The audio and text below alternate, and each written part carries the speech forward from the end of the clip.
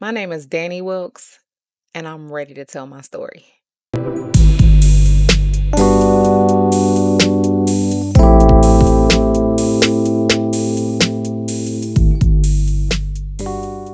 Ooh, welcome to episode 114, where we are going to talk about my situation with the difficult client. Ooh, I ain't never think I would be one of those stylists that be telling my story, but I'm ready to tell it. No, but for real, welcome to episode 114, where I'm going to tell you the truth about my worst client ever and how I handle it. I've been doing hair over 20 years, so I have been blessed to not have many situations, but there have been a few. And so, if you've been following me all this time, he's standing on business, but professionally though. So let's get right into it. I feel like this might be a relatable situation, but I be really letting people spaz out for real by themselves. And then when they get done, I be stating straight facts.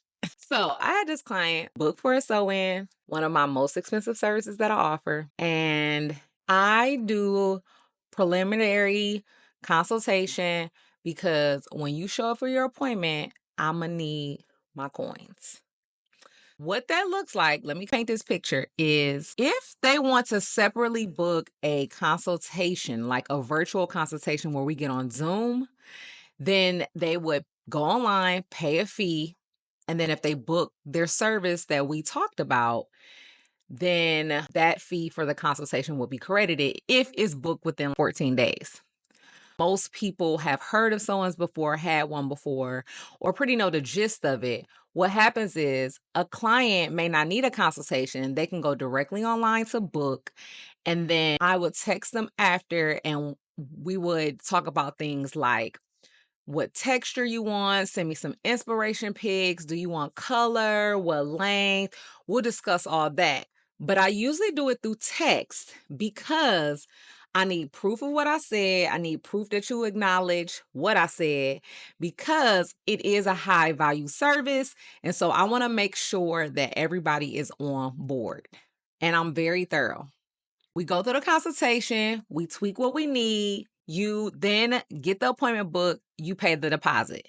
Non-refundable. When a client books their appointment, they have to go through a series of couple things to acknowledge some of my policies for the salon, etc. So that means that you read it, you were clear, and you understood the assignment. That's how I take it. When she showed up first, she was tardy. Now, I do give a 15-minute grace period. If I'm running behind, I usually text clients and tell them, hey, I'm running 30 minutes behind, 20 minutes behind, or whatever, because stuff happens. But this specific client, she did not say anything. And I was calling or texting and she never replied. Then 20 minutes after her appointment time, she just showed up. So in my eyes, at that 15-minute mark with no communication, the appointment is canceled. But we stylists. She was my last client of the day. Let's not trip. Whatever. Let's get started. Y'all, she had a hat on. When she took that hat off, her hair was so matted. Y'all, it took me almost an hour to detangle her hair. Now, you know that I'm charging. So I discussed with her when she arrived and I seen her hair that there was going to be an additional charge. She acknowledged. But I feel like when she acknowledged the shift in the energy change. So I'm thinking, like, not only was you late, you come with this matted hair, talking about you just took braids out. All of these things are normal activity, but the fact that your hair is this matted is some nasty work. Just saying. And so trying to keep it professional, I had to break it down to her. This has taken an additional hour on top of a service that is already lengthy.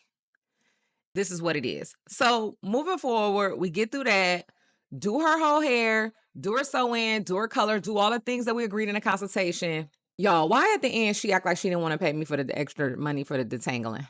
I was so irritated because it was probably around 9 p.m. Irritated. Do you understand? We just standing here because in my eyes, I told you everything that you needed up front. I told you how it was gonna go. I made you aware of the changes. You owe me my money. And so she had all these reasons or whatever. I'm just standing on business. Like she was trying to almost make it seem like she didn't like her sew-in, but it was literally exactly like the pic. I wish I had the inspiration picture that I could show y'all, but it was so long ago. It was probably 15 years ago. But anywho, girl, this looks exactly like the picture. What we doing? Anyways, long story short, I did wind up getting my money, but of course, after that, she was banned because I don't play those games when it comes to the press room salon. Do you understand? There was a lot of other stuff that happened in between, but that's the gist. So let's dive into it on a professional level. Listen, I stayed firm on my prices and my policies because what would they be there for if I'm just going to waive them every time there comes some type of conflict or controversy or anything in my business? I am the CEO of my business. I create the things that I want for my business. There is no reason why a client should be telling me how and what to do inside my business. That's the first thing. Second, I did not argue with her. Why? Because my policies are my policies, and this is what we're doing. And because you were thorough, not only remember before she booked, she had to acknowledge policies. And then when we were on tech, she acknowledged all the things as far as how much it was going to cost, how long it was going to take, all the things that she agreed to. And when she got there, I still standing on business. Just saying.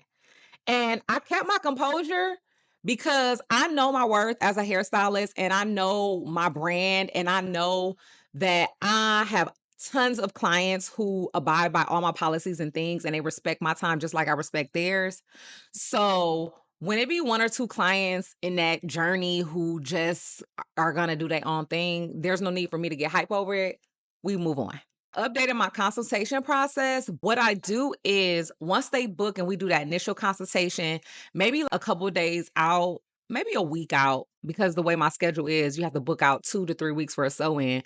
I'll text the client again or call and say, hey, just want to confirm that we're still on for the specific day, just to make sure we are on board. They acknowledge and we're moving on. Now, all of these things doesn't say that it is going to just totally get rid of those difficult clients or just situations that come up in your business.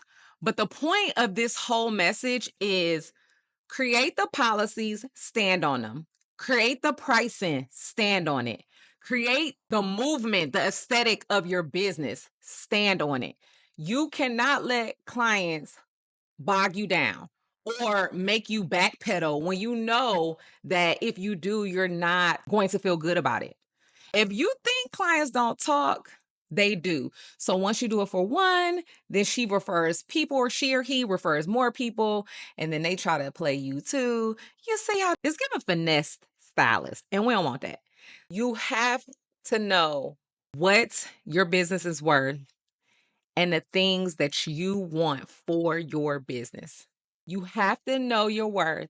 You have to be confident and you have to know the things you do want for your business because people will try to finesse you. And we ain't trying to have that in 2025 or no year. I hope this episode was helpful. You tuning in to episode 114, the truth about my worst client ever.